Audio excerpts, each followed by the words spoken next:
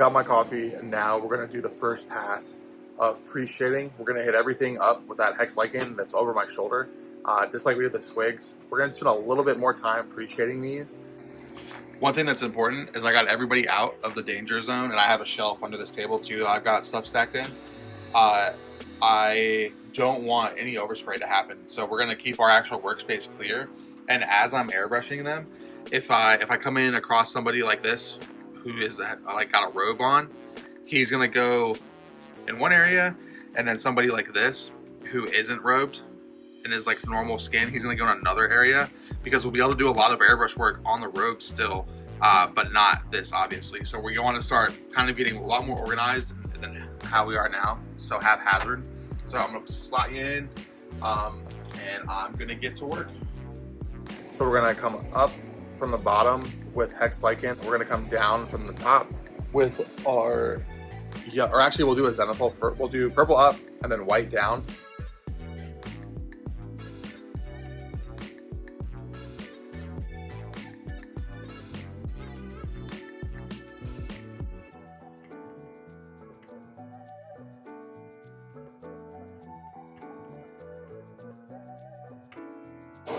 I got a lot of fans going, but this is where we're at. So you can see like all from the bottom up, but if you look at the tops, there's still very much black on the top for now. Most of them, some of them I got a little crazy with, but that's okay, we'll be able to fix it. I did all the goblins, I didn't do the orcs yet, one because that's where I have the Hex Lichen.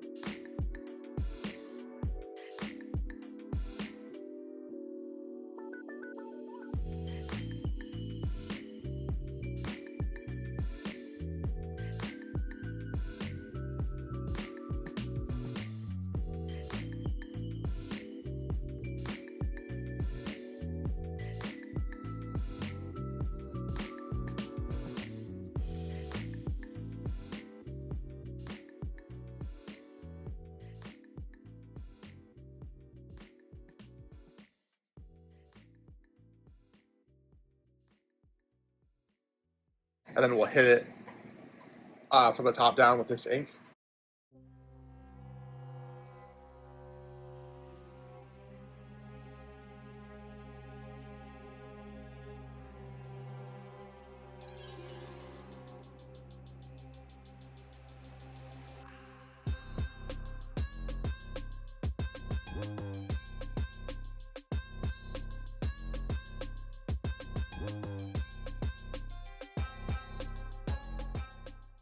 And then we will mix a little bit of white in with this ink, hit it from the top again, and that way that's gonna have like that Ninjon-style pre-shading where everything is kind of unified together just like our squigs are, and that will keep them all looking kind of like they're in the same place, because there's gonna be a lot of different colors in the actual army itself.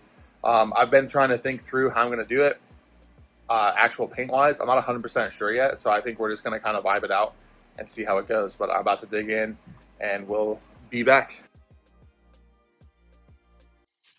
Okay, so the squigs already look pretty great if you wanted yellow squigs, but this is just our pre-shade layer. So I'm going to come in with the magenta that we use on our big squigs and just kind of show you how this pre-shading works, because now I can just come in and blast this magenta and we get all the volumes in the shading of the squig.